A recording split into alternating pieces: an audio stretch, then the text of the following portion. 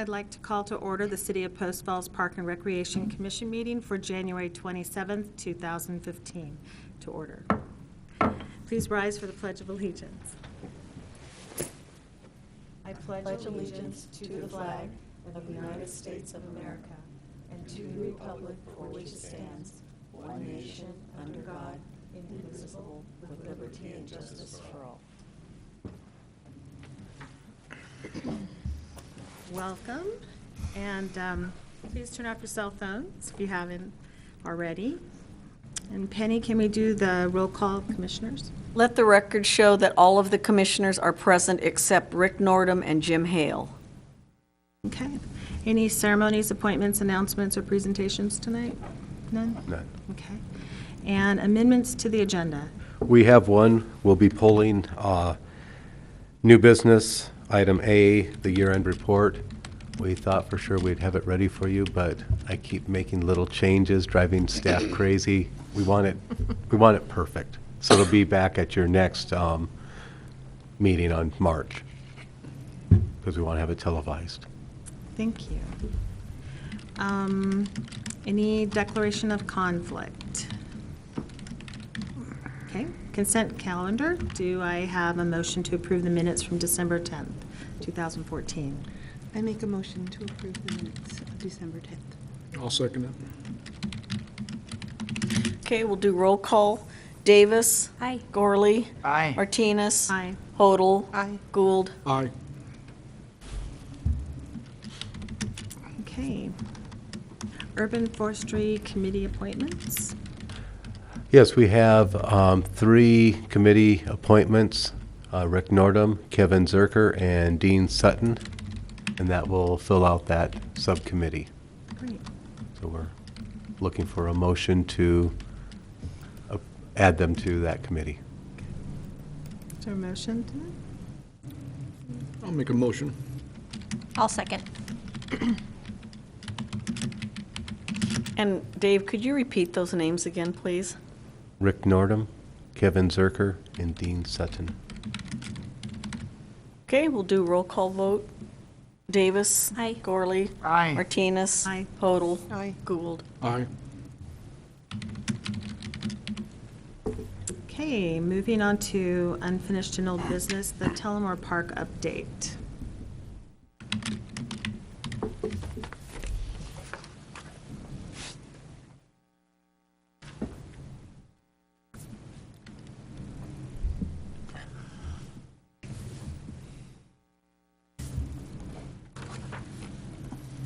I thought it'd be easier. I know you folks have seen these and many other concepts many times, but some people in our television audience may not have. From our last meeting, public hearing, we went forward and worked with the Media Center and did put out a survey on it, asking questions about it. Some of you might have taken it, some of your friends might have taken it, but we had 43 responses, which is very good. So we're happy for that. I always call it the eye test when we start getting into the fine-tuning of designs. Better or worse? You know, it's that A-B, better or worse, better or worse. The thing we found on this is that a park is well-received for that area. We had a few people wanting it to be in Post Falls, and some wanting it to be in the center. And that, just a perception of where you live, I guess. I'd say 95% of the comments were very positive. And trying to break it down, you know, which concept was more important? Did they like concept 1? Concept 2? And as you know, there's not a lot of difference. Is the splash pad near the playground or is it away? Where is the climbing hill? The climbing hill was very popular, by the way.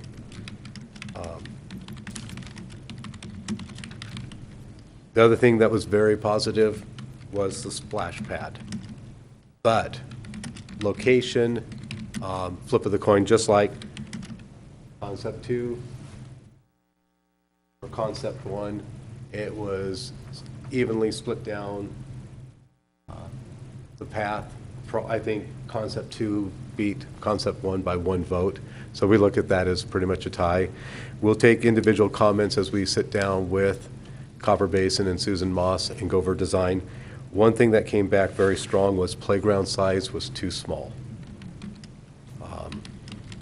I think basketball courts, they wanted to see those isolated away from the playground a little bit more, a little bit. There was a push for, I saw a couple comments about having two basketball courts versus one. One thing that was also in it quite a bit was concern about quality of the construction.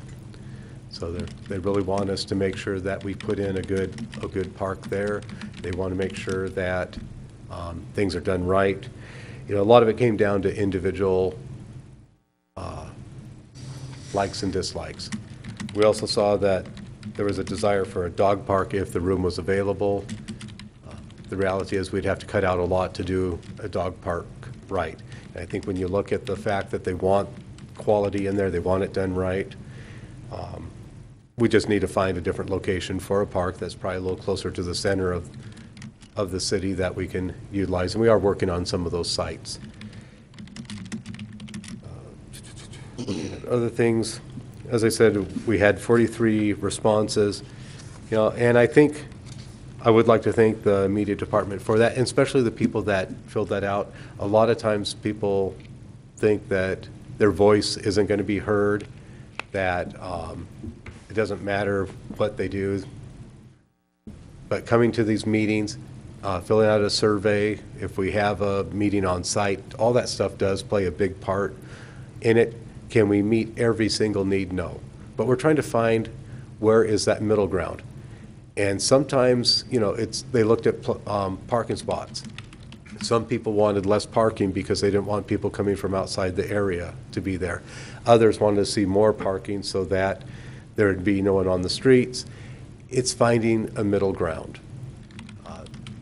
Playground, you saw comments going both ways for it to be near the splash pad or to be away, and both were very valid. But we look at the overall design, we look at how it flows. Even the climbing hill, I think it's positive that people want it. Some want it for sledding, some wanted to climb rocks. Somewhere in there we have to kind of, I guess, blend those two desires together, but more importantly, make sure that we can actually maintain it and mow it and do whatever needs to be done. So that's going to be a challenge. So we're going to be sitting with our park maintenance people and trying to figure out what can we and can't we do. It may mean that some areas will be a little bit longer grass that we may only mow a couple times, but it allows that motion. We'll have to figure that out. Maybe it doesn't go up quite as high, but it has a little bit more of a slanted slope so that we can do the sledding. I don't know if I'm going to get sidetracked on this, but I don't know if any of you have been paying attention to some of the news going through, but a number of towns are back in the cycle of banning sledding in their cities because of lawsuits back east. And just kind of laugh because I understand they've gotten hit with some large lawsuits, so they want to get rid of it, but then they'll turn around because they'll get sued for not enforcing their ban, which you can't enforce, and they'll get sued again. So it's just a cycle, and I think if we can make a spot where people can sled safely, and we don't have somebody trying to four-wheel up the hillside, we're okay on that. But that's going to be one of our biggest challenges, is how do we incorporate some of the climbing aspects, some of the sledding aspects, some of the just being up higher and being able to maintain it. Because at the end of the day, if we don't have a good-looking park, we're going to have a problem. So that's got to be a consideration. Safety is always a consideration. No responses about water features going away, but I think having a splash pad kind of alleviates that. Couple comments on the cloth picnic, not picnic shelters, but the covering or shade cloth stuff, and concerns about the wind, but those are minor because the ones we put up are commercial and they're guaranteed for the 15 to 20 years, about the same as, a hard roof, and there's a balance in there. You don't have them there forever, but until the trees grow up. So we'll look at all those things. The amphitheater, I think, will take more work to make it more of a part of the park in there. As I had mentioned, I think in my memo to you folks, Susan Moss won't be back in town till the 12th. So sometime after that, we will be setting up meetings, and I'm assuming that we'll probably have to have another workshop somewhere in that time. So you all had a chance to look at the comments. I don't know if you had any other observations. I thought the survey was really productive. You know, when I'm looking at, because you started to see some consistent themes that were in there. I mean, they wanted bigger, you know, bigger, better. But the splash pad seemed like a home run. Yep. The pickleball courts, the basketball courts, it seemed a theme of connecting the paths that go around from that. And like, I got kind of a split. I said, well, half of them seemed like concept one, half of them like concept two. But the core things that they were looking for were in there. I didn't hear anything negative about pickleball, basketball, or particularly that splash pad. Yeah. And then some of them didn't want they wanted more equipment. Yeah. So some equipment's good, but it seemed to kind of validate a lot of things that were going into that for me. It was really interesting, some of the comments. Yeah, I mean, it's not anything, the nice thing about this is because of the time of year, we really didn't want to go outside, you know, on the site, put up a tent, bring in portable lights and freeze. So we did a different version of it, but we got the same type of comments back. So I think that is good. You saw some from the people that were neighbors of the park and their concerns for noise and all that. And we do work with that as much as we can, but we also recognize that it is a public park and it's public space. It's not a private green space, it is a public space. But we do work with that, and part of that is how we design it. And there's concern on the hillside, I know by one person, that would bring noise to their park, but actually, if we design it right, it would push noise away. But we'll look at all of that. You know, so, and then, as I said, some of the things we won't make everybody happy. We're trying to make the majority happy. So, if there aren't any other questions, when we have some timelines for meetings with Copper Basin and Susan Moss, I will let you guys know. So if anybody's available to go to those, then you'll have a chance to do that, and then we'll try and tighten it down a little bit more before we have a separate workshop on it. So, okay.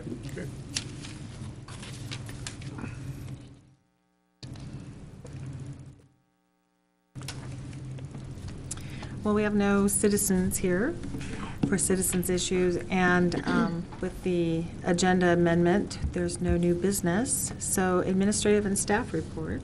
Let me have a quick swig of water. The dash from back and forth there. I almost need to get a different coat, put it on, make it look like a whole new person. Get a wardrobe change would be Yeah, nice, but see how quickly I can do that. I guess wanted to let you know that we've been busy.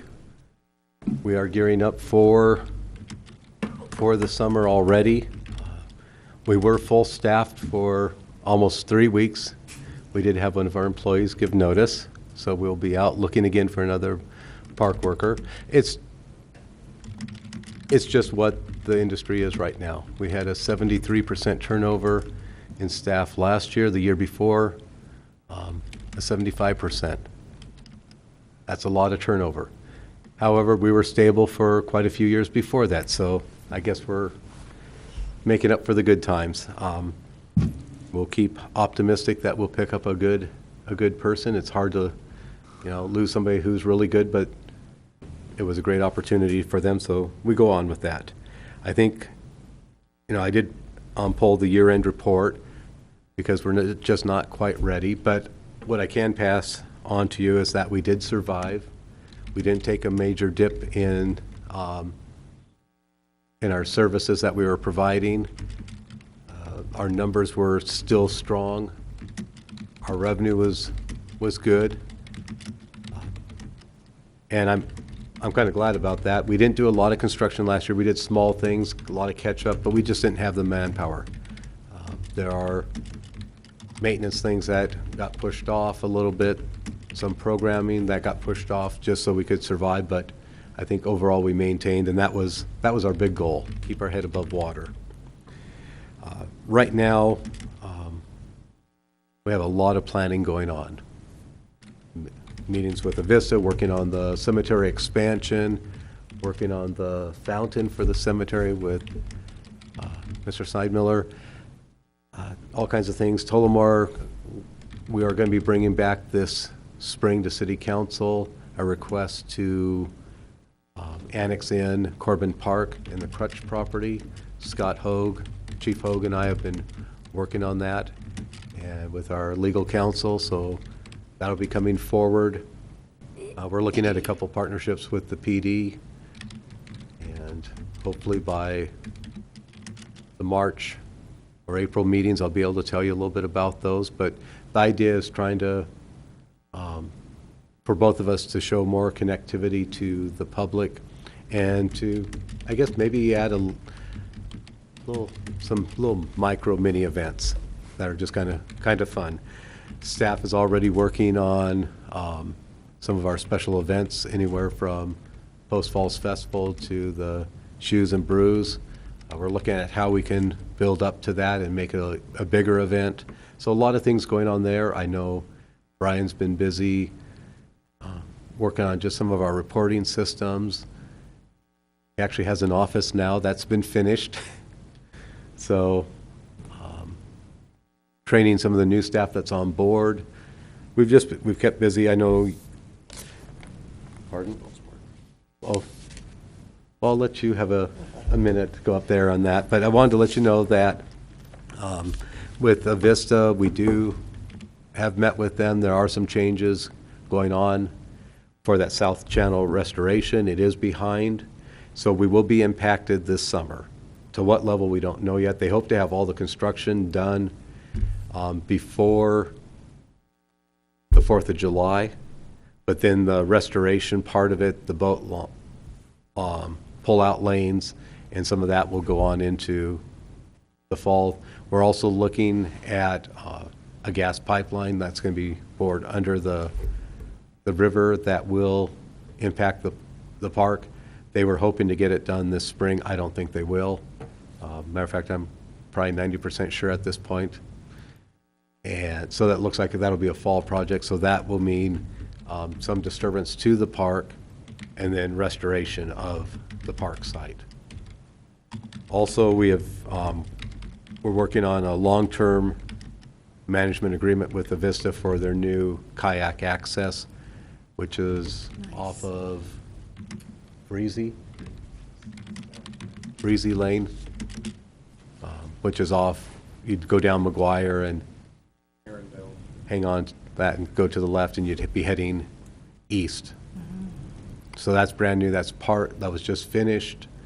The county was unable to enter into that agreement, but they had negotiated a pretty good deal with it, so we're looking at entering into that. And it really isn't a big impact for us. It's already in our town. So I'm going to let Brian talk real quickly about Falls Park, because I don't remember all that they've been doing. I know a lot of construction, a lot of planning, so go ahead.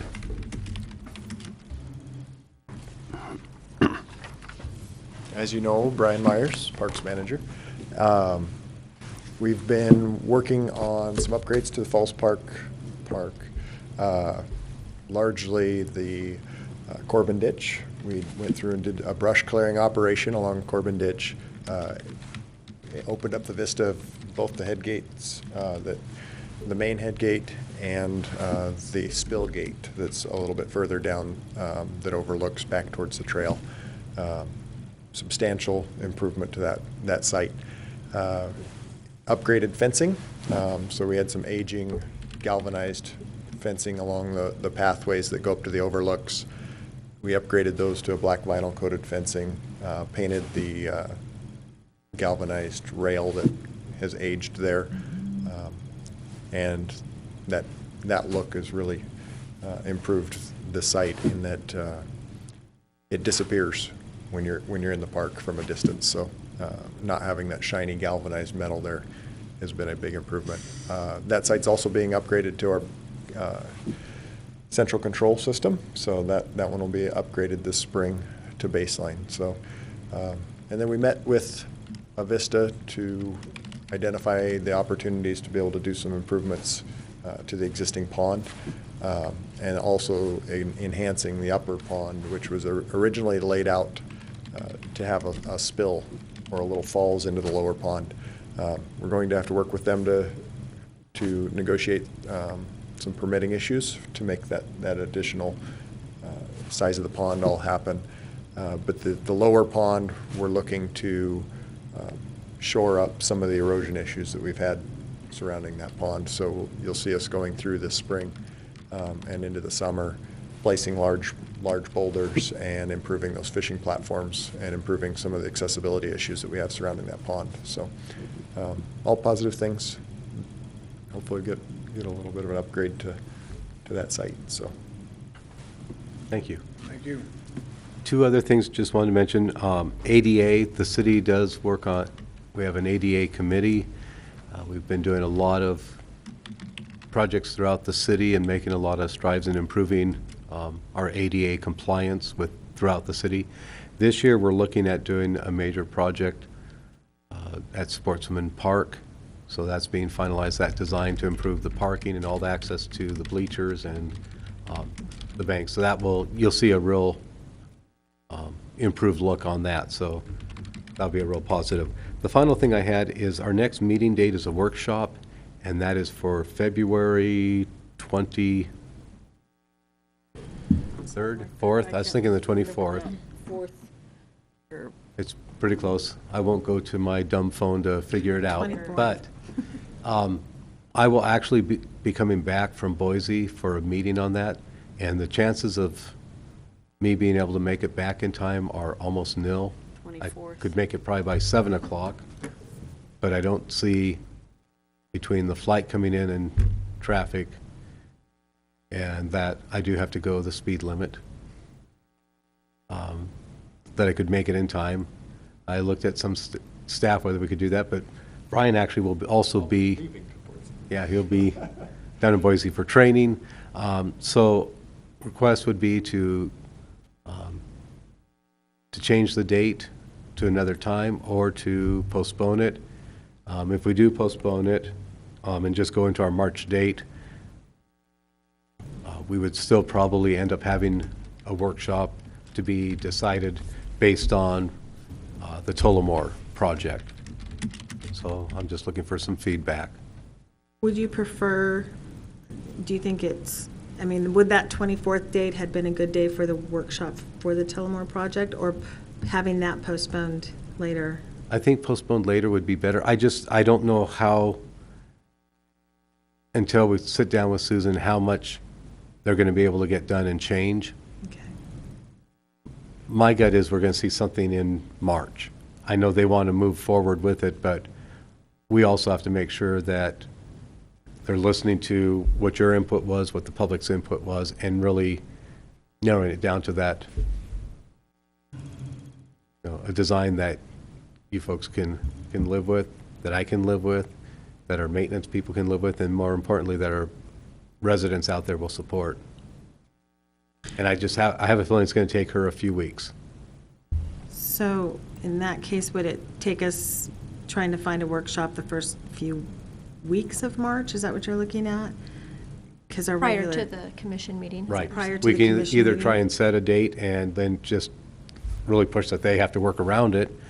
And it doesn't have to be an evening meeting like this. You guys we're real flexible on our workshops because we won't be in this room. Okay. We could make it for the second week of March as an example, and then that way, whatever's done, you'd be able to get some more stuff back prior to the March commission meeting. I don't think you want to put it too close to that, because then you're not going to get that feedback. Within the first or second week of March, I think would be sufficient. It gives them a little bit of a timeline too, that, hey, we have to get something done.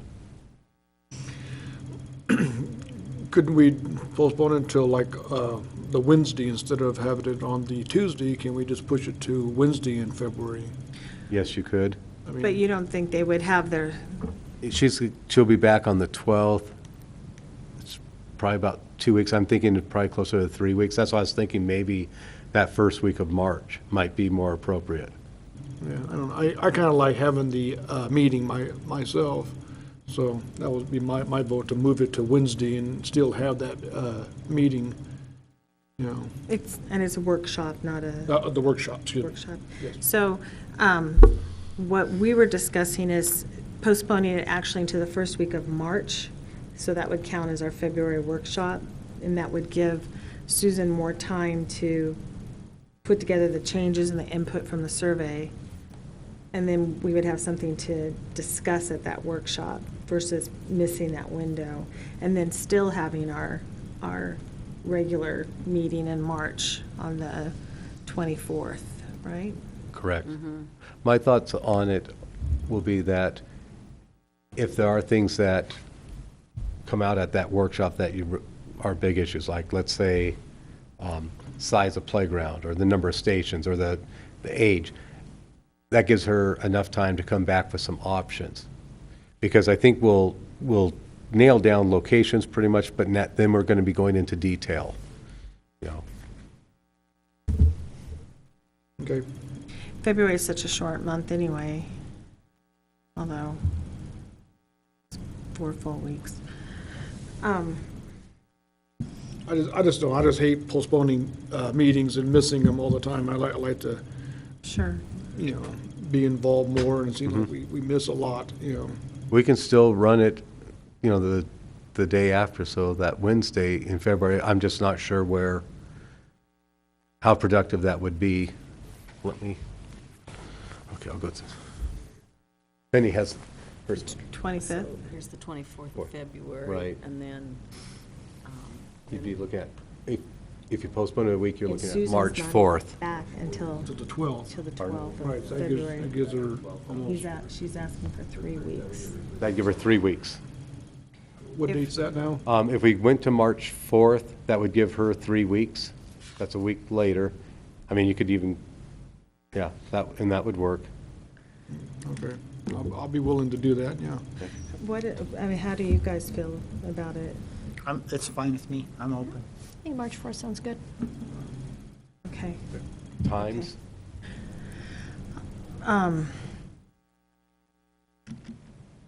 6 o'clock is fine with you, or do you want it I'm pretty flexible. earlier, later?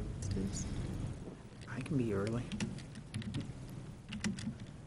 Whatever works for you. Whatever works for everybody, I'm Yeah, I'm I can good be with here. it. I can be here earlier.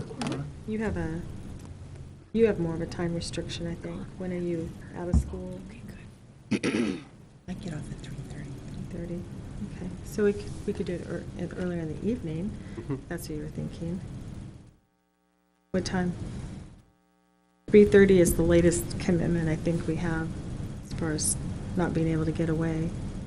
So, anytime after that? Jim Hale too, Oh, and Rick, Jim. or whoever else Jim, might or know what Or their Rick schedule would, is. Rick's flexible. yeah. I think Jim can be flexible. Maybe 4:30, would that be good? 4:30? like 4:30. 4:30? That work? On Wednesday, March 4th? Yes. At 4:30. Okay, thank you. Okay. I think that is all for staff reports. Okay, well, we're getting right through this. Any commission comments? None? Okay, well, then I will call this meeting adjourned. Adjourned. Adjourned.